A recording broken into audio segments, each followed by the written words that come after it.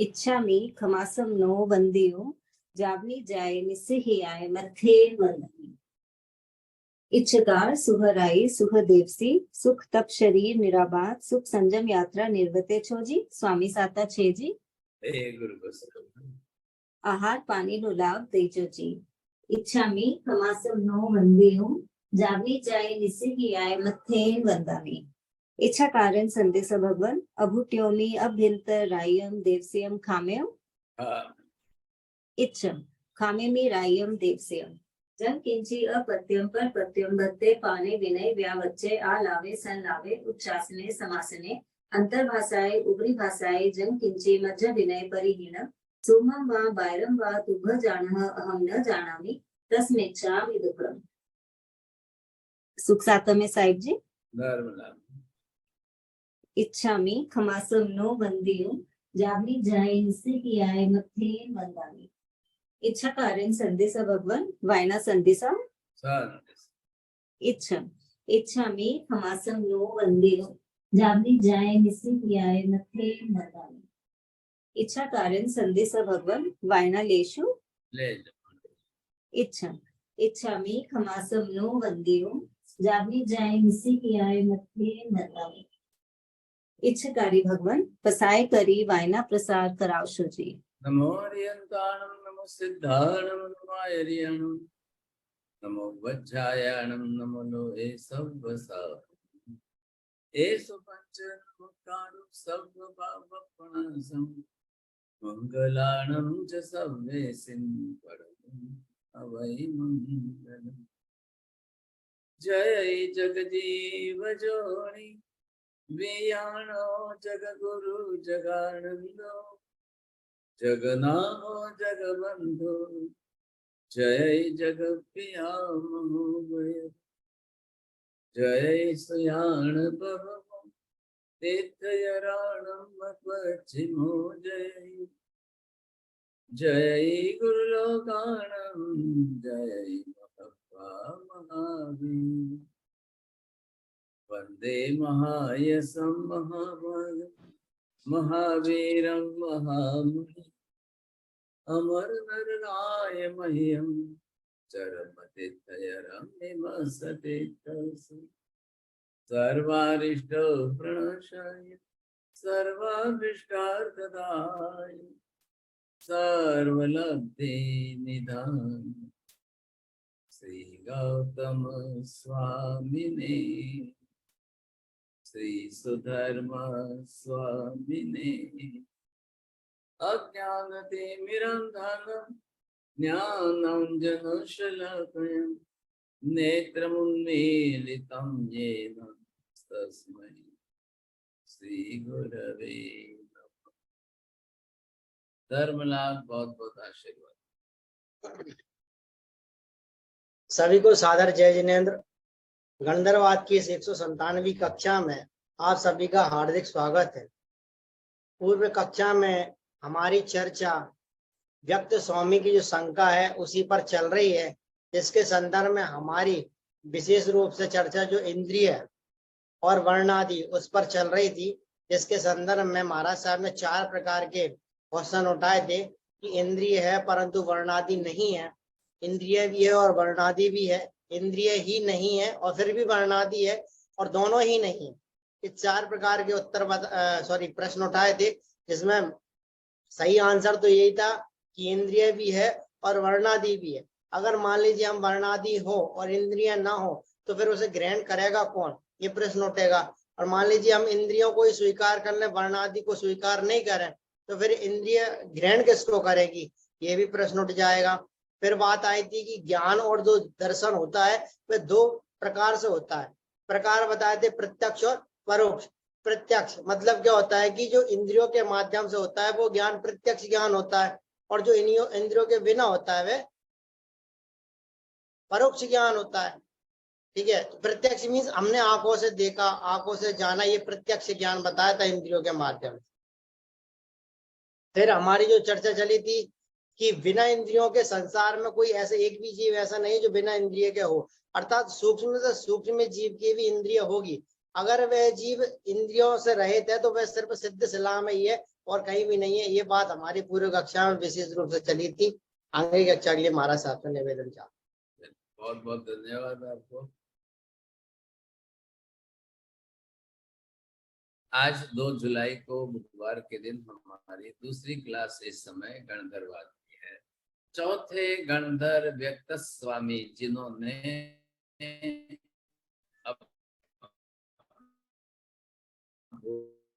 भूतों का अस्तित्व ही नहीं है।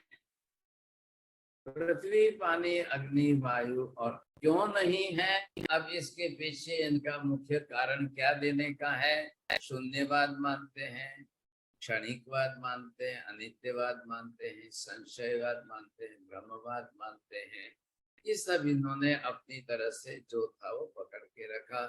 अब इतनी लंबी चर्चा चलने के बाद इनके एक एक तर्क और युक्तियों का प्रमाण देते देते देते परमात्मा महावीर प्रभु अब इनको यहाँ तक लाए हैं कि आप वर्ण गंध रस स्पर्श इन गुणों को स्वीकार करते हो या नहीं।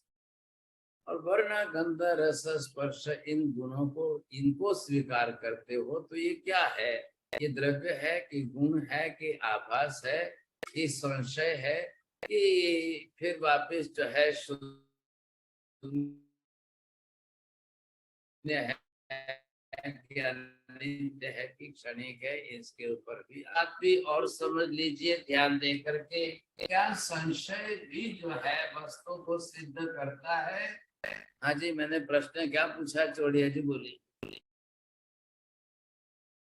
महाराज साहब बोल रहे हैं कि वो वर्ण गंध रस स्पर्श जो है वो आप द्रव्य समझते हैं कि गुण है कि आभास है कि संचय है, क्या समझ रहे हैं आप?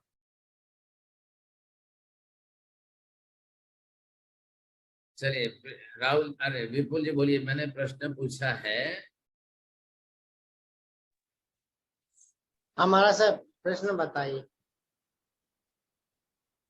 साहिब जी, आपने पूछा है कि क्या संशय भी वस्तु को सिद्ध करता है। प्रश्न ये बताओ, क्या संशय भी वस्तु को सिद्ध कर सकता है। Can that doubt can also prove the thing or not? महाराज साहब कर सकता है संशय। करता है महाराज। कैसे? महाराज साहब किसी ने ये कहा कि ये चीज है या नहीं है, तो उसने वस्तु की सिद्धि तो पहले ही कर ली कि कुछ तो है, लेकिन वस्तु की सिद्धि नहीं कर पाया कि क्या है। लेकिन उसको सिद्धि कर ली, उसने वस्तु को सिद्ध कर लिया कि हाँ कुछ तो है। एक बात नियम जरूर ध्यान में रखिए कि डाउट ही किसमें आता है, जिसका अस्तित्व हो उसी के विषय में डाउट आता है। हाँ, शंका किसमें आएगी। हाँ, तो शंका किसमें होगी, जिसका अस्तित्व होगा उसी में शंका होगी। जिसका अस्तित्व ही नहीं है जगत में, ऐसे किसी वस्तु में शंका ही नहीं होगी। तो उसका मतलब क्या हुआ कि शंका भी अगर किसी को होती है तो इसका मतलब वस्तु का अस्तित्व है। ये भी ख्याल आ जाएगा आपको, समझे कि नहीं। तो आपने जो है पहले आत्मा के विषय में शंका की थी, उधर इंद्रभूति गौतम को भी यही उत्तर दिया गया था कि भी हाँ आप शंका करते हो, जिसकी शंका करते हो, जिसके बारे में आप शंका करते हो, उसका यदि जगत में अस्तित्व है तो ही आप शंका कर सकते हो, नहीं तो शंका भी नहीं हो सकती। अरे ना ख्याल में, तो शंका भी ज्ञान का ही अंग है। अरे ये बात समझ में, शंका जो है ये भी ज्ञान का ही एक अंग है। तो जिसके कारण हम एक क्यूरियोसिटी, एक जिज्ञासा तैयार करके हम शंका खड़ी करते हैं ताकि उसके और विस्तार को समझा जा सके। इसका मतलब ये नहीं है कि शंका होने के कारण वस्तु के अस्तित्व का अभाव हो जाए, ऐसा नहीं होता है। ऊपर से वस्तु की सिद्धि होती है, ये बात ध्यान में रखिए साहब। तो यहाँ पर देखिए, जब हम इस बात को लेकर के चल रहे हैं तो ये नियम यहाँ भी बैठाइए ना। व्यक्त स्वामी सामने से पृथ्वी पानी अग्नि वायु आकाश इन पंच महाभूतों में एक तो शंका कर रहे हैं, दूसरी तरफ ये नाम दे करके शंका कर रहे हैं। आपने पृथ्वी नाम कहाँ से लाया, आपने अग्नि नाम कहाँ से लाया, आपने वायु नाम कहाँ से लाया, आपने जो है भूत शब्द कहाँ से लाया, आपने आकाश शब्द कहाँ से उठाया? जब ये पदार्थ ही नहीं है तो ये नाम संज्ञा आई कहाँ से? अरे ये समझिए। तो ये है कि if you are going to doubt on anything, it means it proves that the thing is already existing, then only you can doubt. If the thing is not existing at all, it is not possible for you to doubt on that. बोलिए मीना बहन जी, ख्याल आया आपको? Yes, Maharaj Sahib. Only if the thing exists, then you can doubt. Otherwise, if it doesn't exist, you cannot doubt in it. Right. Sahib जी, आपने बताया था Second कि thing, why we are कि जो वस्तु है संज्ञा उसी की हो सकती है, जो वस्तु नहीं है उसकी संज्ञा हो ही नहीं सकती। आपने ये भी कहा था। हाँ, वेरी गुड, बहुत अच्छा है। देखिए, अब पृथ्वी पानी अग्नि वायु आकाश, आप ये संज्ञा बोल रहे हो, नाउन बोल रहे हो, ये नाम किसके हैं? जब वस्तु है ही नहीं तो फिर ये नाम कहाँ से बोल रहे हो आप? आए कहाँ से ये नाम? आप पर्टिकुलर शब्द प्रयोग क्यों कर रहे हो? फिर ये किसके वाची शब्द हैं? नियम क्या है? कोई भी संज्ञा वाची नाउन जो है, नाम किसी न किसी पदार्थ के ही वाचक होते हैं। यदि पदार्थ का अस्तित्व है तो उसकी वाचक संज्ञा है, यदि पदार्थ का अस्तित्व ही नहीं है तो उसकी वाचक संज्ञा कभी बनती ही नहीं है। ऐसा, अरे ये बात ध्यान में, बोले आशा बहन जी।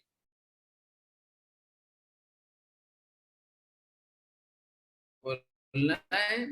हमारे साहब मेरे को पूछना था कि महाराज साहब, अगर अपन ये कहते हैं कि जो चीज है उसी की शंका होती है, तो कई अन्य जो मत हैं उसमें कई ऐसी बातें भी होती है ना तो जिनका कोई अस्तित्व है ना किसी चीज का पता है, फिर भी उनकी बातें चल रही हैं, तो उनकी शंका कैसे हो जाती है फिर उनको, जब अस्तित्व में ही नहीं है वो चीज? फॉर एग्जाम्पल क्या? एक तो एग्जाम्पल बोलिए। अब किसी ने कहा जन्नत है, अब जन्नत तो हमने ही नहीं देखी क्या होता है। उसके बाद किसी ने कहा पिशाच है, भूत है। अब ये भूत कभी किसी ने देखी ही नहीं, तो कैसे मान सकते कि ये चीज है? तो क्यों नहीं बोले, क्यों नहीं मानेंगे? जन्नत बरोबर है, पिशाच भी बरोबर है, अस्तित्व है तो ये संज्ञा है, ये संज्ञावाची शब्द है तो उसका अस्तित्व है। नहीं कैसे? बरोबर है। जन्नत जिसको आप स्वर्ग कहते हो, जन्नत जिसको आप देवलोक कहते हो, जन्नत जिसको हेवन कहते हो, भाई उन्होंने अपने देश की अपनी भाषा में जन्नत शब्द का प्रयोग किया है। अगर उनकी जन्नत का निषेध करोगे तो आपके भी स्वर्ग का निषेध हो जाएगा, आपके भी देवलोक का निषेध हो जाएगा, फिर जहाँ देवी देवता रहते हैं उन सबका निषेध हो जाएगा। शब्दों की भाषाओं में मत जाइए, वस्तु के अपने अस्तित्व को समझिए। सर, एक ही वस्तु को दुनिया में एक अलग अलग जाति वाले, अलग देश वाले लोग अलग अलग नाम से बुलाएंगे। भी टोमेटो है तो टमाटर को कोई किस भाषा में क्या कहेगा, कोई किस भाषा में क्या नाम देगा। सभी भाषाओं ने यही तो विशेषता की है ना, खाली संज्ञा ही तो बदली है, और क्या बदला है? सब भाषाओं सबके अंदर देखिए, नहीं तो उस भाषा का अलग महत्व ही नहीं रहेगा। फिर उस भाषा का अलग अस्तित्व कहाँ से लाओगे? दुनिया के अंदर हर वस्तु के लिए, वस्तु तो एक ही है, लेकिन संज्ञाएं बदल गई, लोगों ने नाम अरे भाई साहब देखिए, हम तो जय साधु संत हैं। अब साधु संत भिक्षा के लिए, गोरी के लिए जाते हैं ना, तो कभी कर्नाटक में गए और कभी राजस्थान में गए और कभी एमपी में गए और कभी यूपी में गए और कभी, तो सब जगह पर उसकी संज्ञाएं, जब महिलाएं अलग अलग नाम बोलती है ना, गोथरी देने के लिए, भिक्षा देने के लिए, अब हमने भी कभी नहीं सुना हो, तो पहली बार जाकर वो नाम सुनते हैं तो हमको भी आश्चर्य लगता है। तो हम क्या कहते हैं कि माता जी जरा एक बार टोप खोल के देख लो, पता चल जाएगा। अब गुजराती साधु थे, तो वो गुजराती साधु तो सब्जी के अंदर टिंडोरा टिंडोरा बोलते थे, वो समझते थे। अब वो यूपी में, एमपी में वहां गए, तो वो माता जी कुछ बोलने, किंदरू किंदरू का साग, किंदरू की सब्जी ले लो, वो विचार में पड़ गए। अब उन्होंने कभी वो शब्द भाषा सुनी नहीं थी, तो उन्होंने कह दिया, तो टोप खोल के दिखा दिया। अब ढक्कन खोला, दिख दिया, अच्छा अच्छा अच्छा, चलो चलो, हाँ ये कल्प है, ये कल्पति है, सब ऐसा। तो नाम भाषा तो बदलेगी ही, लेकिन ये सिद्धांत नहीं बदलेगा। वस्तु का ही अस्तित्व नहीं है तो ये संज्ञा कभी आएगी नहीं। पिशाच की संज्ञा मैंने नहीं बनाई है और जन्नत की संज्ञा आपने नहीं बनाई है। अब उनकी ट्रेडिशन के लैंग्वेज में उर्दू के अंदर जन्नत शब्द आया, हमारी ट्रेडिशन के हिसाब से संस्कृत के अंदर पिशाच शब्द आया। अब जिस तरह से कोई किसी ने वेद वेदांत में डिफाइन किया, या जैन धर्म के अंदर भी जीव विज्ञान के अंदर और कर्म शास्त्र के अंदर उनके विभागों में चल करके व्यंतर की जाति में भूत प्रेत पिशाच आदि का वर्णन विशेष रूप से बरोबर किया हुआ है। वहां पर पिशाच का वर्णन है, उनकी एक प्रजाति है व्यंतर के अंदर।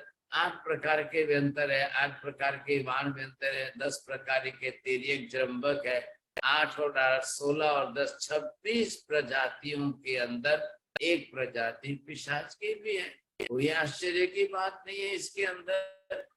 तो नहीं है, अस्तित्व ही नहीं हो, न तो उसकी संज्ञा बनेगी, और अस्तित्व ही न हो तो उसके लिए शंका भी खड़ी नहीं होगी। ये परमानेंट नियम फिक्स है सबके लिए।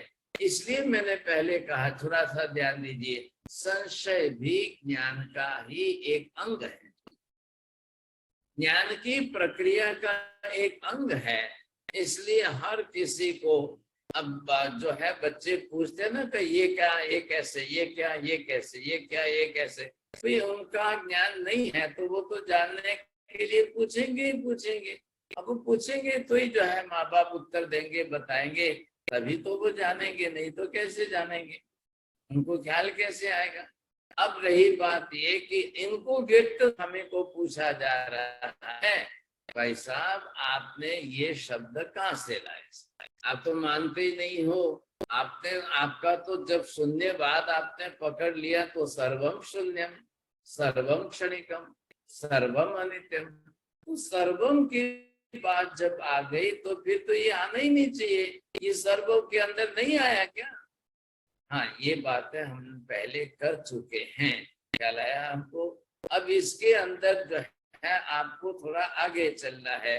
कल का विषय जो था वो क्या था, वर्ण गंध रस स्पर्श के बारे में चल की बात। तो ये सभी पदार्थ जगत के अंदर जो भी दृश्य पदार्थ है, सबके कंपलसरी अनिवार्य रूप में वर्ण गंध रस स्पर्श होते ही होते हैं। वर्ण गंध रस स्पर्श रहित पुद्गल का कोई भी द्रव्य होता ही नहीं है। अब ये है कि पुद्गल के परमाणु सूक्ष्म रूप में हो तो सूक्ष्म रूप में प्रत्येक परमाणु के भी वर्ण गंध रस स्पर्श, एक परमाणु भी वर्ण गंध रस स्पर्श रहित नहीं है। ये जरूर है कि परमाणु का समूह बन जाएगा तब वर्ण गंध रस स्पर्श की मात्रा बढ़ जाएगी, और एक परमाणु भी रहेगा तो एक वर्ण, एक गंध, एक रस, 2 स्पर्श, इतना तो रहना ही रहना है, उसके बिना नहीं चलता है।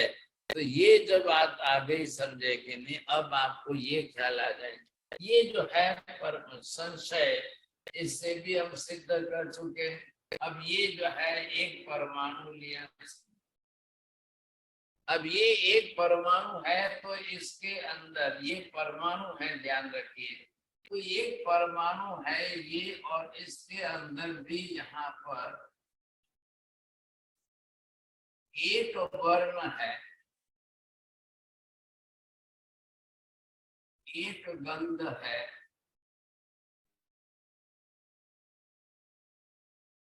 एक रस है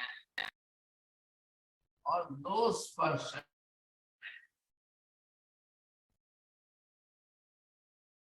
तो ये क्यों लिया गया है? वर्ण गंध रस एक एक है और स्पर्श 2 कैसे हो गए? तो स्पर्श के लिए शीत या उष्ण 2 की जोड़ी है, लघु या गुरु 2 की जोड़ी है, क्या स्निग्ध या रुक्ष। तो आइदर और जो है, जिस समय ये भी होगा ये भी होगा। पानी है, गर्म करोगे तब गर्म, और हो गया तो वापिस ठंडा, अपने आप में नेचुरली हो जाएगा तो फिर ठंडा हो जाएगा। ये उसके अंदर रहने की उसकी प्रक्रिया है, ये रहेंगे ही रहेंगे सर। अब आ गई बात, इसको देखिए, ये जब आ गए, अब परमाणु की संख्या बढ़ गई, 2 हो गई, 4 हो गई, 10 हो गई, 20 हो गई, 50 हो गई, 100 हो गई, 1000 हो गई, लाख हो गई, करोड़ हो गई। अब संख्या तो असंख्या। अब जैसे परमाणु की संख्या बढ़ जाएगी तो उसके हिसाब से अब उसमें वो सब मिलकर के एक वर्ण ग्रहण करेंगे, एक ही वर्ण बनाएंगे। पूरा पेड़ इतना बड़ा बन गया, इतना बड़ा पेड़ के अंदर लाखों पत्तियां हैं, तो सभी ग्रीन ग्रीन ग्रीन हरी होगी, बिल्कुल हरी होगी साहब, कोई दो राय नहीं इसके अंदर। तो अब बात कहाँ आ रही है कि प्रत्येक भौगोलिक पदार्थ है तो उनकी वर्ण गंध रस स्पर्श अनिवार्य। अब आपको ये देखना है कि इनके अंदर ये तो आ गए साथ, अब ये जो है वर्ण,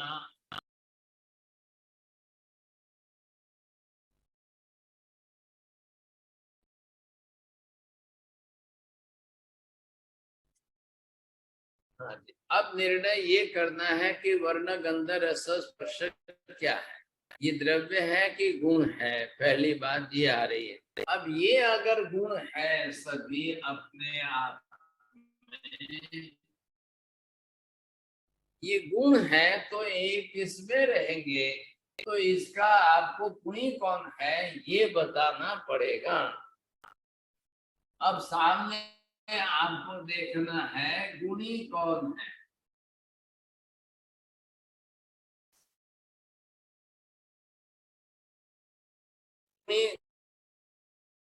गुणी का जो है अभेद संबंध अनिवार्य रूप से होता है। गुण और गुणी गुणी होगा। अब ये जो द्रव्य होगा वो गुणी होगा। तो ये क्या है, ये किसमें रहेगा सर, ये आपको बरोबर बैठानी है बात। क्या गुणी के बिना गुण रहेगा?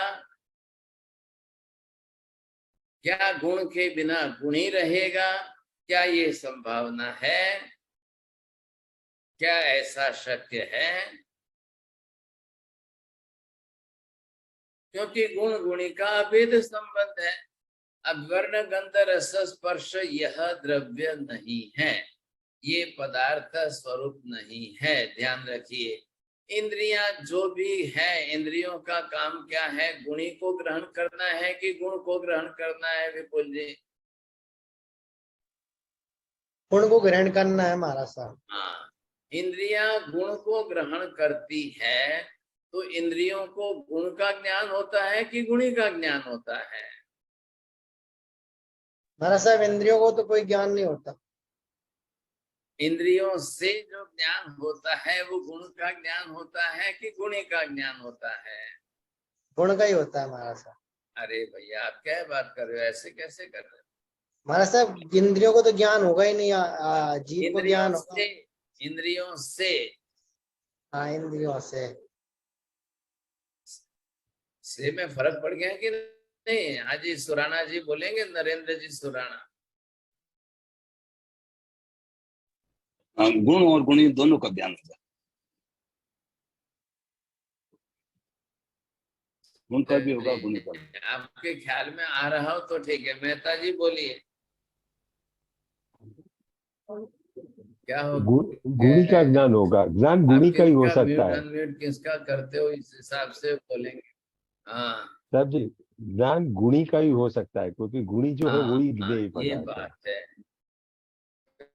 Very good. हाँ हाँ, गुण का भी होगा, गुणी का भी होगा। मैं यही कह रहा हूँ, इंद्रियों से आत्मा को जो ज्ञान हो रहा है, गुण और गुणी दोनों का होगा, या सिर्फ गुण का होगा, या सिर्फ गुणी का होगा। नीति बहन जी क्या लग रहा है? महाराज साहब गुण और गुणी दोनों को ग्रहण करेगा।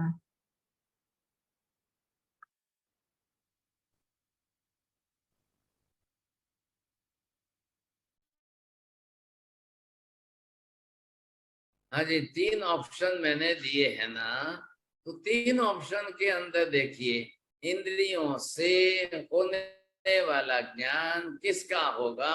गुण का होगा, गुणी का होगा, या गुण गुणी उभय का होगा, या दोनों का नहीं होगा। 4 ऑप्शन में अब आपको ख्याल आ जाएगा। तो ये बात निश्चित समझ लीजिए साहब। मेहता जी, कैसे जब गुणी का ज्ञान करेगा तो क्या गुणों का ज्ञान छोड़ देगा? नहीं छोड़ेगा, दोनों का होगा। हाँ, गुण गुणी का दोनों। ये पपीता है, ये मैंगो है, ये ज्ञान होगा तो पपीता लाल है कि येलो है ये भी तो दिखाई देगा ना। पपीता दिखाई दिया, पपीता का ज्ञान हुआ। पपीते का वर्ण गंध रस स्पर्श का भी ज्ञान होता है। दोनों बात सामने रखिए। एक भाई साहब जो है तरबूज खरीद रहे थे, तो उन्होंने दूसरे खाने वाले भाई साहब को, बाजू में खड़े थे, वो खा रहे थे, उनको पूछा भाई साहब ये तरबूज जो है कैसा है? उन्होंने कहा तरबूज जो है ये लाल है और मीठा है। ये किसका ज्ञान हुआ?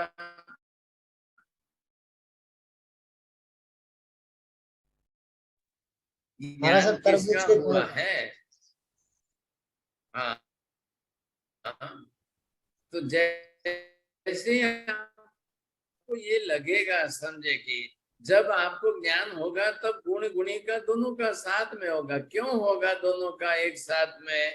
एक साथ में होने का कारण क्या है? बोलिए माता जी, ख्याल आ रहा है? अभेद। हाँ, वेरी गुड वेरी गुड। आज सीमा बहन जी ने एक शब्द में सही उत्तर दिया, फर्स्ट प्राइज आएगा। हाँ, ये बात सही हो गई ना, गुण गुणी का अभेद है। तो अब यहाँ पर बात क्या चल रही है? ये वर्ण गंध रस स्पर्श है। अब इनका ज्ञान होना चाहिए कि ये जिस वस्तु के हैं वस्तु का ज्ञान होना चाहिए। ये किसमें है? तो जब गुण गुणी का ज्ञान दोनों साथ में होता है, क्यों होता है कि दोनों अभेद संबंध से जुड़े हुए, दोनों अभेद है। गुण अलग और गुणी अलग ऐसा नहीं। ये कपड़ा है तो ये व्हाइटनेस आपको सफेदी दिख रही है, वो यहाँ है कि वहां है। कपड़ा इधर है और व्हाइटनेस उधर है, ऐसा नहीं है। तो जब दोनों अभेद संबंध से साथ में जुड़े हुए हैं तो फिर ज्ञान तो दोनों का ही होगा ना। अव्यक्त स्वामी के लिए धर्म संकट बड़ा खड़ा हो गया। अब उन्होंने हाथों भर दी, वर्ण आदि को तो स्वीकार रहे। अब जब वर्ण आदि को स्वीकार है तो वर्ण आदि जिसके गुण है उन द्रव्यों को भी स्वीकारिए ना। आ रही है बात ध्यान में आपको? कैसे कैसे स्वीकारना है? तो कौन सी बड़ी बात है ना, स्वीकारने के लिए आपको कोई तकलीफ तो थोड़ी लेनी है सर। अब आपने ये देखा कि अंदर जो है ये आत्मा है। अब ये जो हमारी आत्मा अंदर है और ये इसका ज्ञान दर्शन यहाँ पर है। अब ये आप देख रहे हो, दर्शन भी है, ये ज्ञान भी है। अब ये आंखें देख रही है, शब्द ध्वनि हम सुन रहे हैं, तो क्या होगा? अब ये बरोबर जो है ये शब्द वस्तु है। अब ये दर्शन में आई, यही आपके ज्ञान में जाएगी।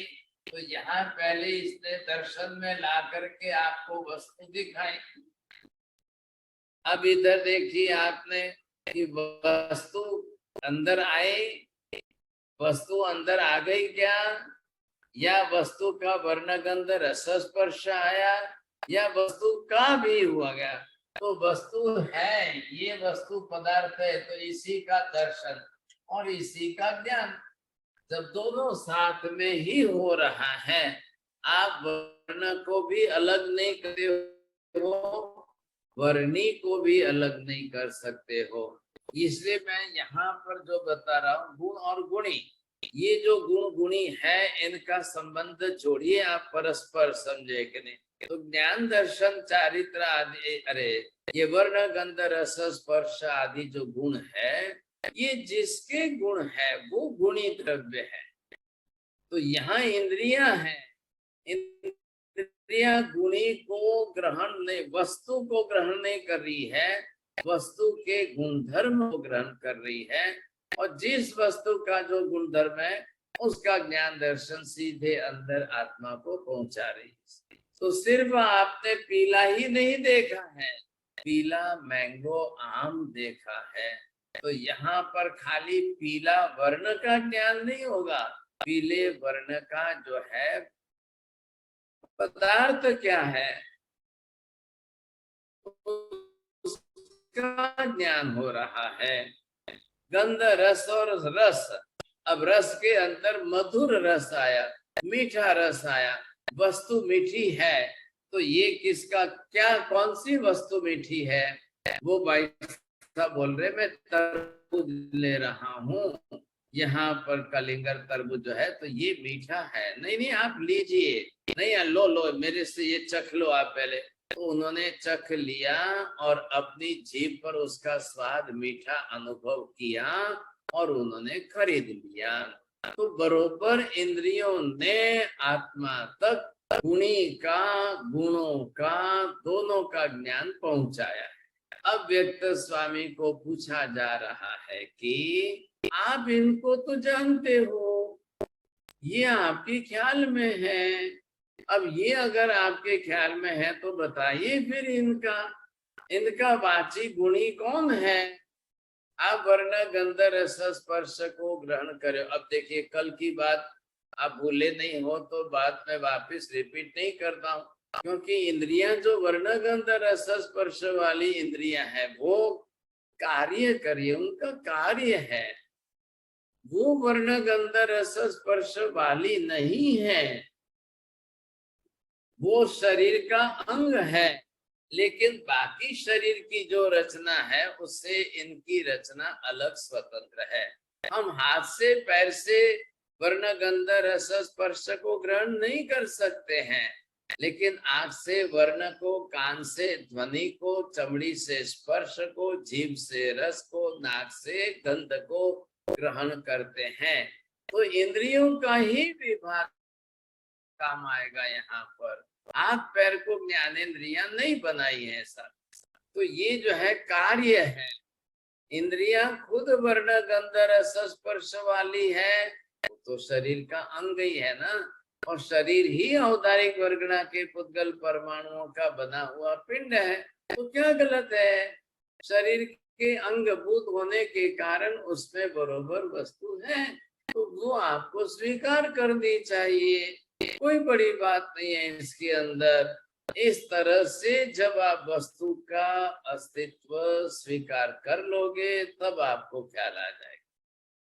अब यहाँ स्पष्टता ये करनी है गुण गुणी की, ख्याल आएगा नहीं। अब व्यक्त स्वामी को ये कहा गया है कि ये जो वर्णादि है अब इनका स्वीकार करिए। तो वर्ण किसका है? अब इसको ये स्वीकार करिए, किसका वर्ण है? ये पृथ्वी तत्व है, पृथ्वी भूत है। अब उसका वर्ण होता है कि नहीं होता है? आप ना कैसे करेंगे? ये पृथ्वी भूत है, महाभूत है। अब आपने पंच महाभूत शब्द है उसमें से एक भूत ये है। अब बरोबर इसके अंदर पृथ्वी तत्व में वर्ण है कि नहीं है? इसी तरह से पृथ्वी तत्व में गंध है कि नहीं, पृथ्वी तत्व में रस है कि नहीं, पृथ्वी तत्व में स्पर्श भी है कि नहीं है। करिए, आप कैसे निषेध करते हो? अब इसी पृथ्वी को ये जो महाभूत शब्द दिया है ना,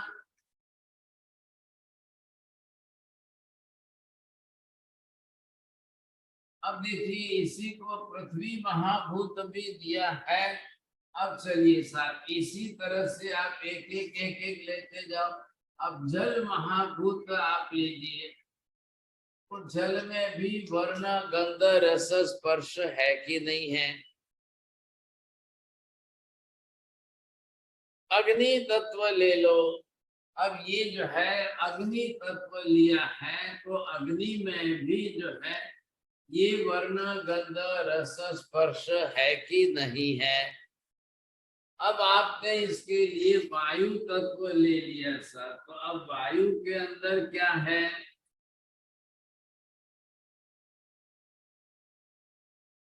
ये यहाँ पर गुण के गुणी, गुण के गुणी, क्योंकि आश्रय आश्रयी भाव संबंध, गुण जो है आश्रयी है और गुणी द्रव्य उसका आश्रय है। तो ये पृथ्वी पानी अग्नि वायु महाभूत जो है, इनके भी वर्ण गंध रस स्पर्श है कि नहीं है? आप कैसे निषेध करोगे? आपके शरीर के वर्ण गंध रस स्पर्श है, तो पृथ्वी पानी अग्नि वायु के भी वर्ण गंध रस स्पर्श है। क्यों है? बोलिए, इसका उत्तर क्या है? क्यों है चौड़िया जी? कि महाराज ये पृथ्वी पानी अग्नि वायु पुद्गल से बना हुआ शरीर है औदारिक प्रकार से, इसलिए उनके यहाँ। हाँ, बरोबर, आपको भी बोलना आना चाहिए। जैसा हमने हमारा शरीर औदारिक वर्ण पुद्गल परमाणु से बनाया और औदारिक वर्गणा के वर्ण गंध रस स्पर्श है, ठीक वैसे ही पृथ्वी पानी अग्नि वायु ने भी औदारिक वर्गणा के ही पुद्गल परमाणु लेकर के बनाया है शरीर, तो अवश्य रूप में उसके भी जो है होगी वर्ण गंध रस स्पर्श अनिवार्य है। उसमें भी होते ही है, नहीं कैसे होते हैं? अवश्य होते हैं साहब। तो ये जो विशेषता दर्शाई है ना, इसका ख्याल आ जाना चाहिए। तो ये है कि पुद्गल जो भी पौद्गलिक पदार्थ, अब इसका मतलब पृथ्वी पानी अग्नि वायु ये पुद्गल है। बोलिए मनीषा बहन जी, क्या है ये? जीव रहते हैं इनके अंदर, ये शरीर है गुरु जी। तो जीव के वर्ण गंध रस स्पर्श होते हैं कि पुद्गल के वर्ण गंध रस स्पर्श होते हैं? पुद्गल के। तो आपने जीव कहा है। जीव तो इनके अंदर रहता है, ये शरीर है, पृथ्वी अग्नि वायु। अब थोड़ा सा बोलिए, व्यवस्थित बोलिए, देखिए आप ख्याल आ जाएगा। तो यहाँ पर जो है ये समझना है हमको कि ये वर्ण गंध रस स्पर्श पुद्गल नहीं है, पुद्गल के गुण है। वर्ण गंध रस स्पर्श वाले पदार्थ पुद्गल है, और वैसे वाले पदार्थों में परमाणु बने, परमाणुओं की वर्गणा बनी, औदारिक वर्गणा जो है उसके वर्ण गंध रस स्पर्श है। तो जिसके भी वर्ण गंध रस स्पर्श है, जब हमारी आत्मा ने भी ये शरीर बनाया तो औदारिक वर्गणा के ही पुद्गल परमाणु लेकर के शरीर बनाया है। तो पृथ्वी पानी अग्नि वायु वनस्पति ने भी अपना शरीर बनाया है, तो ये भी औदारिक वर्गणा के ही पुद्गल परमाणु लेकर के शरीर बनाया है। अब ध्यान रखिए, क्या पुद्गल अपना शरीर स्वयं बना सकता है, या जीव ही पुद्गल के परमाणुओं को लेकर के शरीर बनाएगा तो ही बनेगा, नहीं तो शरीर कभी बन ही नहीं सकता है? बोलिए राहुल जी, क्या नियम है? जीव ही पुद्गल के परमाणुओं को लेकर शरीर बनाएगा। इसलिए जो भी शरीरधारी या पुद्गल परमाणु वाली जो भी कोई वस्तु होगी, अगर उसको जीव ने ग्रहण करके बनाया है तो वो सजीव के रूप में होगी, नहीं तो नहीं होगी। अब यहाँ पर ये पृथ्वी, पानी, अग्नि, वायु, वनस्पति जो है, एक तरफ तो पहले इनका अस्तित्व सिद्ध करो, संशय से सिद्ध करो, नाम आदि संज्ञा से सिद्ध करो, गुण के आधार पर सिद्ध करो, गुणी के आधार पर सिद्ध करो। जितने तरीके से हो रहे हैं उनके सब तरीकों से सिद्ध किया जा रहा है। अब जिस तरह से आप सिद्ध कर रहे हो तो आपको ख्याल आ जाएगा। अब इतने तरीके से जब हमने अच्छी तरह से इसे सिद्ध किया है तो अब आप समझिए कि वर्ण, गंध, रस, स्पर्श जैसा हमारे शरीर में है वैसा ही इनके अंदर भी है। तो आप अपने शरीर के लिए तो वर्ण, गंध, रस, स्पर्श स्वीकार करने को तैयार हो, इनमें क्यों नहीं स्वीकार करने को तैयार हैं आप? पंच महाभूतों में क्यों नहीं स्वीकार करने को तैयार हो? अपने में जब स्वीकार कर रहे हो तो इनमें भी स्वीकार करो। ये जो वर्ण, गंध, रस, स्पर्श है ये द्रव्य नहीं है, ये द्रव्य के गुण है। किस द्रव्य के गुण है? चेतन द्रव्य के गुण नहीं है, पुद्गल द्रव्य के गुण। और ध्यान रखिए, शरीर हमेशा पुद्गल का ही बनने वाला है, चाहे दुनिया का कोई भी बना ले। देव गति के, देवलोक के देवी देवता बनाएंगे तो भी शरीर पुद्गल का ही बनेगा। है ये जरूर है, उनका वैक्रिय वर्गणा का बनता है।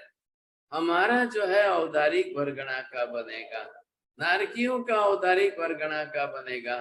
बस देव नारकी दो ही औदारिक ये वैक्रिय वर्गणा का बनाते हैं।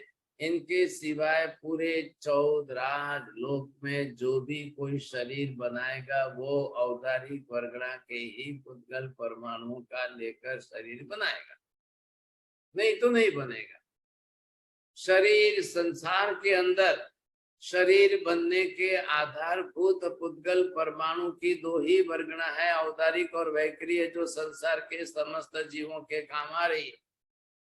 आहारक तो कोई स्पेशल साधु ही लब्धिधारी बना सके तो बना सके, और वो भी कभी क्वचित कदाचित आवश्यकता लगी तो, लेकिन उनके लिए भी आहारक वर्गणा है, ख्याल है। तो इसलिए हम कॉमन लोगों के लिए, जीवों के लिए कार्य करने वाला वैसा शरीर तो सबके लिए औदारिक ही बनेगा। आहारक लब्धिधारी साधु भी मूल में पहला शरीर तो औदारिक ही बनाकर जन्म लेते हैं।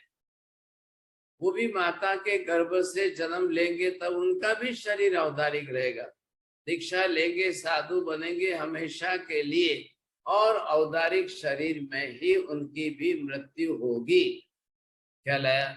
ये आहारक लब्धिधारी शरीर तो क्वचित कदाचित कभी बना ले तो बना ले, नहीं जरूर पड़ी तो नहीं बनाएंगे।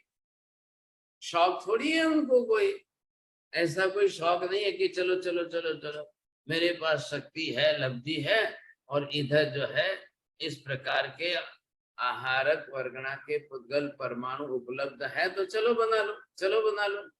नहीं, ऐसे नहीं होता है, सामान्य बात नहीं है भाई साहब। ऐसे जब किसी साधु को आवश्यकता लगेगी और वो जब बनाएंगे तब जो है कभी कदाचित बना लेंगे, लेकिन उनको भी अपने जीवन का सारा व्यवहार सब कुछ जो है वो तो सिर्फ और सिर्फ इसी औदारिक शरीर से ही करना है। उसी औदारिक शरीर से हम पुद्गल परमाणु से हमारा शरीर बनता है। उसी औदारिक वर्गणा के पुद्गल परमाणु को लेकर पृथ्वी, पानी, अग्नि, वायु के जीव अपना शरीर बनाते हैं। हमारे शरीर में भी वर्ण, गंध, रस, स्पर्श वही आए हैं, उनके भी शरीर में वर्ण, गंध, रस, स्पर्श वही आए हैं। कोई फर्क नहीं है, कोई फर्क नहीं है। तो आप अपने शरीर के तो वर्णादि मानने को तैयार हो, उन सबके भी वर्णादि मानने के लिए, उनका भी शरीर मानने के लिए और उनके भी जो है उस प्रकार के पदार्थ मानने के लिए तैयार रहिए। ना क्यों होते हैं? अब व्यक्त स्वामी के सामने दो दुविधा आकर खड़ी हो गई, अरे अरे अरे अरे अरे, वर्णादि को मानने गया तो वर्णादि भी मानना पड़ेगा और वर्णादि का बना हुआ शरीर भी मानना पड़ेगा, और शरीर मानूंगा तो जीव मानना पड़ेगा, जीव मानना पड़ेगा, नहीं तो शरीर नहीं माना जाएगा, क्योंकि बिना जीव के शरीर कभी बनता ही नहीं है। जीव आत्मा ही शरीर बनाएगी, नहीं तो नहीं बनाएगी। तो महावीर स्वामी साहब कह रहे हैं, भाई साहब आपने तो पृथ्वी को महाभूत तो कहा ही है ना, पानी को महाभूत कहा है, अग्नि को महाभूत कहा है, वायु को महाभूत, तो ये भूत संज्ञा किसके लिए है? ये भूत शब्द भूत संज्ञा किसके लिए है? क्यों फिर आपने भूत शब्द क्यों लगाया, ये संज्ञा क्यों दिए? आपकी वाक्य रचना सीधी स्पष्ट इतनी करिए, पृथ्वी नहीं है, पानी नहीं है, अग्नि नहीं है, वायु नहीं है, वनस्पति नहीं है, आकाश नहीं है, बस आप इतना ही बोलिए ना इनको। आप महाभूत संज्ञा आपकी है क्या? क्या समझ में आया चौलिया जी? आपको प्रश्न समझ में आना चाहिए। हाँ महाराज साहब की आपने जब पृथ्वी पानी अग्नि वायु को महाभूत की संज्ञा दी है, तो आपने जब महाभूत की संज्ञा आपने कैसे दी? या तो खाली आप महाभूत की संज्ञा आपकी दी हुई है, शून्यवादियों की दी हुई है, अनित्यवादियों की दी हुई है, संशयवादियों की दी हुई है, आखिर किसकी दी हुई है संज्ञा? जिसने भी दी है, तो आपने पंच महाभूत ये शब्द प्रयोग क्यों किया? आप बोल दो पृथ्वी पानी अग्नि वायु नहीं है, इतना ही बोल दो, इतना ही बोलता हूँ। तो आपको ये बोलना है क्या पृथ्वी ये पंच महाभूत से पृथ्वी पानी अग्नि वायु अभिप्रेत है कि नहीं? आपके इन शब्दों का अर्थ, संज्ञा का अर्थ क्या है? पंच महाभूत से कोई और किसी को कहना है, और किसी वस्तु टेबल कुर्सी का नाम बोल रहे हो, या आप किसका नाम बोल रहे हो? घड़ी छतरी का नाम बोल रहे हो? व्यक्त स्वामी को पूछा जा रहा है, भाई साहब जवाब दीजिए, ये अगर पंच महाभूत पृथ्वी पानी अग्नि वायु नहीं है, इसके वाच्य नहीं है, और ये शब्द उसके वाचक नहीं है, और किसके है फिर है किसके हैं? वो आप पहले बताइए, समझे कि नहीं? अब ये क्या है कि ये पकड़े जाएंगे? व्यक्त स्वामी ये पंडित अपनी तरह से इधर बोले तो इधर पकड़े जाए, उधर बोले तो उधर पकड़े जाए। वो बात आ गई ना आपको सामने, ध्यान आया? आगे जाए तो बाघ है और पीछे जाए तो नदी का उफान है। अब भाई साहब जाए तो कहाँ जाए? तो ये प्रश्न आ गया उनको। अब लग गया उनको, अरे कि मैं वर्णादि भी मान रहा हूँ, फिर वर्णादि का आश्रय किस पर है? वर्णादि का आधार किस पर है? आश्रित वस्तु कौन सी है वो मानना। अब वो मानू और फिर उसको महाभूत मानू, तो ये तो डबल सिद्धि हो रही है। पुद्गल द्रव्य की भी सिद्धि हो रही है और जीव द्रव्य की भी सिद्धि हो रही है। अरे ये बात समझ में बैठ रही है? बोलो नीति बहन जी, कैसे समझ में आई? नहीं? चलो ठीक है। हाँ जी नरेंद्र जी, सुराना जी, आ रही है बात समझ में?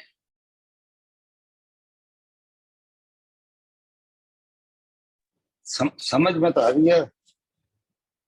बाकी जैसे पृथ्वी पानी अग्नि वायु है, ये जीव के शरीर है, अपन ऐसा कहते हैं, तो वो खाली शरीर भी तो हो सकते हैं बिना जीव का। नहीं नहीं नहीं नहीं, नहीं। कोई पुद्गल खाली पुद्गल हो सकते हैं, शरीर नहीं कहेंगे। हाँ बस बस बस। तो ये बात निश्चय समझ लीजिए, जगत में पुद्गल परमाणु तो अनंत अनंत अनंत है ही ऐसा। जब तक जीव उसको ग्रहण नहीं करेगा, वहां तक शरीर संज्ञा नहीं बनेगी। इसलिए महावीर ने तो पृथ्वी का है, अब का है, देव का है, वायु का है, ये काय शब्द जोड़ा है, महावीर ने महाभूत ने शब्द नहीं जोड़ा है। अरे ये बात ध्यान में। लेकिन ये व्यक्त स्वामी अपनी तरह से बौद्ध मतवादी के हिसाब से या वैदिक मत के हिसाब से ये संज्ञा लेकर आए। अब इन्होंने इनको पूछा गया, भाई साहब आप महा और फिर भूत और ये दो शब्द क्यों बना रहे हो, क्यों जोड़ रहे हो साहब? फिर संख्या भी तो जोड़ रहे हो ना उसके साथ में। चलो भाई संख्या भी जोड़ रहे, तो आपके कौन से शब्द पर महत्व दिया जाए? 5 की संख्यावाची शब्द पर या महाशब्द पर या भूत शब्द पर? आपको किसमें आपत्ति है? पहले ये शब्द प्रयोग आप बरोबर समझ लीजिए। क्या हुआ जैन साहब, टाइम हो गया क्या? हाथ उठा दिया। पहले उनकी रचना क्या है? शब्द है पंच, फिर ये महा है और फिर ये है भूत। आपको किस शब्द से आपत्ति है? अगर आप ये कहिए कि आपको पंच शब्द नहीं मानना है, बाकी मानना है,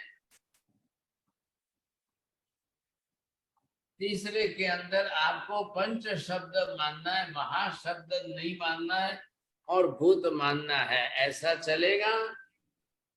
चौथे के अंदर आपको पंच शब्द और महाशब्द दोनों नहीं मानने हैं और खाली भूत मानना है, ऐसा है आपके मन में? चलिए आपको जो है इसके अंदर पंच भी मानना है, महा भी मानना है, भूत नहीं मानना है, ऐसा चलेगा? मेहता जी क्या बरोबर लग रहा है? इनकी पंच की व्यक्त स्वामी की शंका के शब्दों को देख लो आप।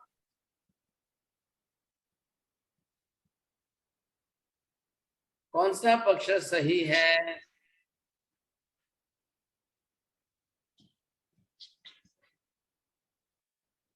क्या हो गया है विपुल जी, बोलिए। क्या म्यूट हो गया? अनम्यूट नहीं हो रहा है क्या? नहीं साहब जी, आपने क्या पूछा? ये पंचमहाभूत की ये जो ऐसे परम्यूटेशंस जो बनाए हैं उसमें से कौन सा सही? मैंने ये शब्द बनाए हैं ना अलग अलग। आपके व्यक्त स्वामी को पूछा जा रहा है कि आपकी शंका कौन सी सही है? ये 3 शब्द जो जोड़ दिए हैं, कौन सी शंका आपकी सही है? कौन सा शब्द वाक्य रचना आपकी सही है? वो एक भी नहीं बता सकते क्योंकि हर जगह पे वो फेल हो जाएंगे। अरे आप तो बताइए ना, उनको तो जाल में फंसाना है ना, पकड़ना है ना।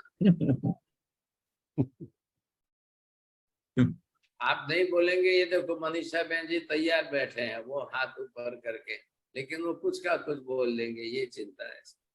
बोलिए जैन साहब।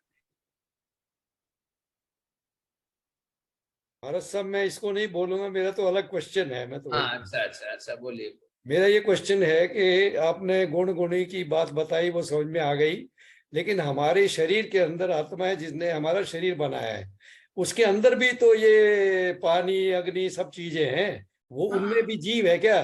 हाँ जीव के अंदर जीव है। हाँ तो है ना, इसमें क्या? आपने पानी पिया, क्या पिया है? हाँ जी, पानी में जीव है, वो तो है ही। हाँ तो वनस्पति खाई, टमाटर खाया तो क्या खाया? मैं वही, शंका नहीं है, मैं बस कंफर्म करना चाहता हूँ, मेरे को तो पता है। शंका तो पहले करनी है, इसमें क्यों नहीं करनी है? फिर आपको, आप ककड़ी खा रहे हो, खीरा खा रहे हो, टमाटर खा रहे हो, ये सब जीव के ही तो है, और क्या है? सही है महाराज साहब, सही है। इसीलिए तो आपको निषेध किया गया भी आलू प्याज मत खाओ। क्यों नहीं खाना? अनंत जीव है। अब वो खाते समय उन जीवों की हिंसा हो जाएगी आपके।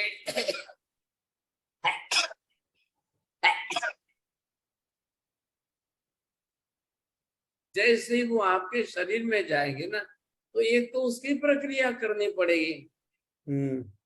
उस प्रक्रिया के अंदर हिंसा होगी। अगर जीव नहीं होता तो हिंसा ही नहीं होती।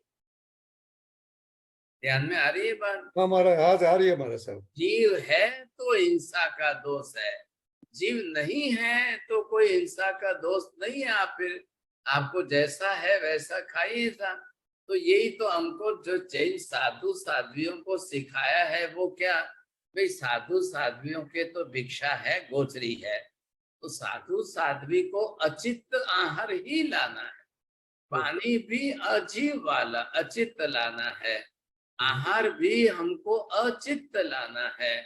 सचित्त सजीव वाला आहार नहीं लाना, नहीं तो हमको जीव हिंसा का दोष लग जाएगा।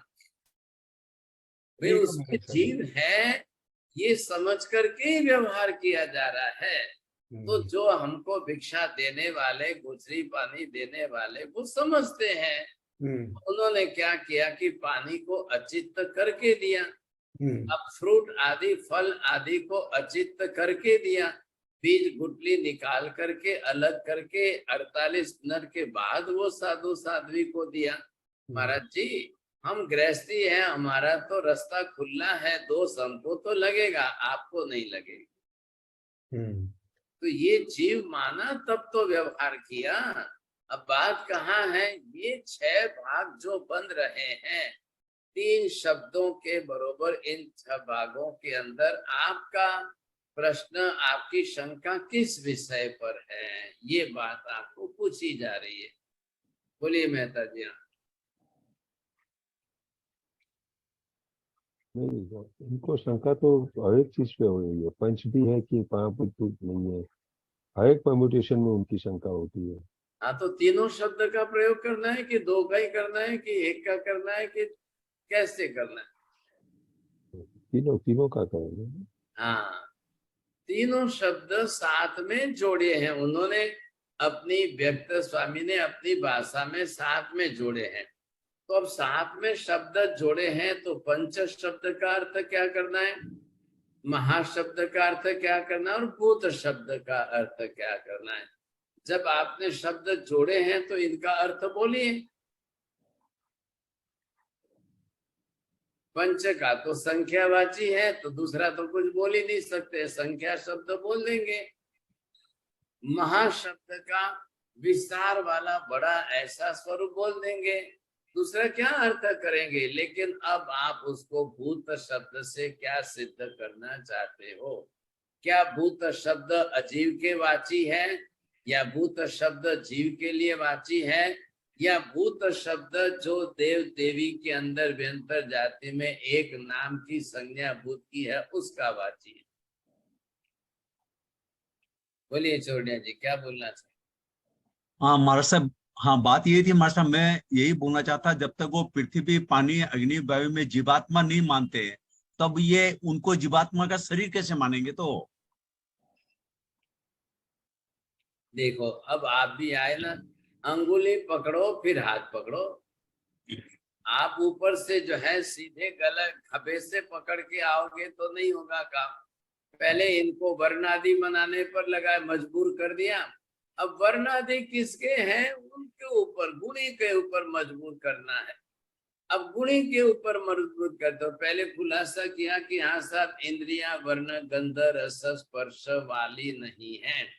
इंद्रियां वर्ण गंध रस स्पर्श को ग्रहण करती है। इंद्रियां वर्ण गंध रस स्पर्श वाले पदार्थ को ग्रहण नहीं करती है। इंद्रियां वर्ण गंध रस स्पर्श वाले पदार्थ के ज्ञान दर्शन को ग्रहण करती है। जी जी। अरे मैं 4-5 वाक्य आपको नहीं जमेंगे। बोलिए नीति बहन जी, क्या बोलना है? जी महाराज साहब, मेरा क्वेश्चन जो एलसी जैन अंकल ने पूछा ना, तो जब हम अपना शरीर बनाते हैं वो औदारिक वर्गना के पुद्गल से बनाते हैं, तो लेकिन हमारा शरीर भी पृथ्वी अग्नि पानी वायु से बनता है। So how do we relate the two things? मतलब अरे भाई साहब, वो औदारिक वर्गना की है, लेकिन वनस्पति के जीवों ने ऑलरेडी औदारिक वर्गना के पुद्गल परमाणुओं को लेकर के अपना शरीर बना दिया है। आम पपीता उन्होंने बना दिया है। अब वो डायरेक्ट आप खा रहे हो ना? नो तो आप औदारिक वर्गना के पुद्गल परमाणु नहीं खा रहे हो, आप जीव का शरीर खा रहे हो, वनस्पति का है। राइट, लेकिन मारे साहब अभी तो हमने खाया भी नहीं है, लेकिन शरीर तो हमारा बना हुआ है, राइट? तो अभी तो खाया नहीं है कुछ भी।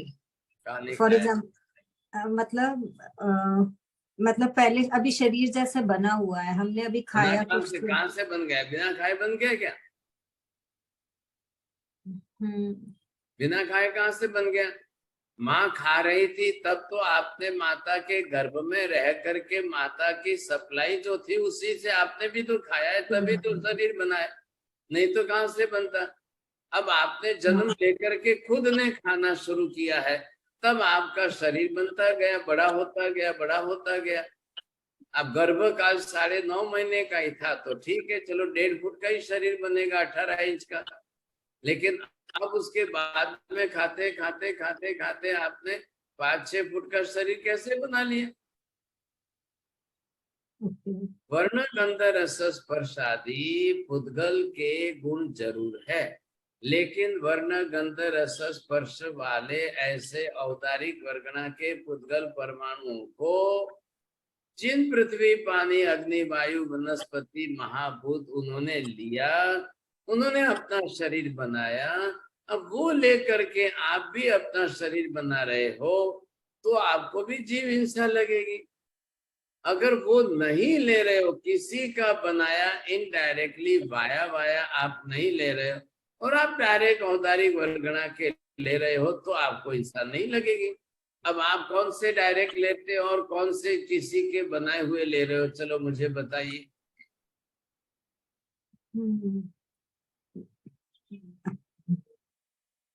एक तो नाम दे दो ना, क्या ऐसे कर रहे हो? नहीं मालूम। कहाँ से लाओगे ना? आपने गन्ने का जूस पिया, गन्ना क्या है? तो उस गन्ने के जीव ने पहले अपना शरीर बनाया, तब उस मीठा रस को आपने पिया। ओके। लेकिन वो गन्ने का जीव जो है ना, वो औदारिक वर्गणा के पुद्गल परमाणुओं को डायरेक्ट ले रहा है। वो दूसरे का रस नहीं ले रहा है, वो दूसरे का बना बनाया नहीं खा रहा है, वो डायरेक्ट औदारिक वर्गणा के पुद्गल परमाणु जो जड़ है वो ले रहा है। लेकिन आपने डायरेक्ट नहीं लिया है, आपने तो गन्ने का रस पिया है, आपने आम खाया है, आपने पपीता खाया है, आपने पानी पिया है। आप जो ले रहे हो उसमें कौन सा ले रहे हो? आप अग्नि भी ले रहे हो तो अग्नि काय के जीव ने जो अपना शरीर बनाया उसका उपयोग कर रहे हो। आप थोड़ा सा और सोच लेना। क्या करे विपुल जी, क्लास ज्यादा नहीं बची है ना, बड़ी तकलीफ, इसी में टाइम जाता है। तो हम तो शरीर खा रहे हैं हमारे साथ। मुख्य लक्ष्य हाँ, शरीर का, जीवों का मुख्य शरीर किसका है? हाँ, तो दूसरे जीव ने बनाया, इसलिए तो जीव हिंसा का पाप लग रहा है, नहीं तो कैसे लगता है? जो लेकिन हमारे साहब जैसे जो ये स्किन बनी है वो क्या खाया हमने? वो थोड़ी कोई जीव खाया। अरे स्किन नहीं, स्किन बनी कहाँ से फिर? वो किसी इसमें जीव से बनी। तो आपने जब स्किन बनाई, स्किन कब बनाई? माता के गर्भ में 9.5 महीने बनाई। तो माता ने अपना खाया पिया कि नहीं? माता ने ड्राई फ्रूट खाया कि फ्रूट खाया कि वेजिटेबल्स खाए कि रोटी सब्जी दाल चावल खाई कि नहीं खाई? वो each and everything was the living being. अच्छा। उसके बाद में उन्होंने आपने गर्भ में खा करके अपना शरीर बनाया 18 इंच का। अब बाद में इतना सब कुछ खाते खाते प्रोटीन किस में से ले रहे हो? आप बादाम खा रहे हो तो बादाम में से प्रोटीन मिल रहा है, तो वो प्रोटीन भी तो स्किन बना रहा है कि नहीं बना रहा है? आपका कैल्शियम आ रहा है तो वो बोन्स को बना रहा है कि नहीं बना रहा है? आप ले तो रहे हो ना, ये भी तो सोच लीजिए। चलिए कल फिर वापस आगे डिस्कशन करेंगे, लेकिन विपुल जी अब थोड़ी क्लास की चिंता हो रही है, देखो भाई साहब थोड़ी मेहरबानी कर लेना। नमो रियंताणम नमो सिद्धाणम नमो आर्याणम नमो वच्छायाणम नमो लोहे सर्वसारणम एसु पंचन मुक्तारो सर्व पाप प्रणसम मंगलाणं च सर्वेसिं परमं अभय मंगलम। मंगलम भगवान वीरो मंगलम गौतम प्रभु मंगलम स्थूलिभद्रात्या जैन धर्मस्तु मंगलम चत्तारि मंगलम अरिहंता मंगलम सिद्धा मंगलम साहु मंगलम केवली पन्नतोदम चत्तारि लोकोत्तम अरिहंता लोकोत्तम सिद्धा लोकोत्तम साहु लोकोत्तम केवली पन्नतोदम लोकोत्तम चत्तारि शरणं पवज्जामि अरिहन्ते शरणं पवज्जामि सिद्धे शरणं पवज्जामि साहु शरणं पवज्जामि केवली पन्नतं धम्मं शरणं पवज्जामि सर्वमंगल मांगल्य सर्वकल्याण कारणं प्रधानं सर्वधर्माणां जैनं जयति शासनम् विकार वंदना साहेब जी, शातामारे जी।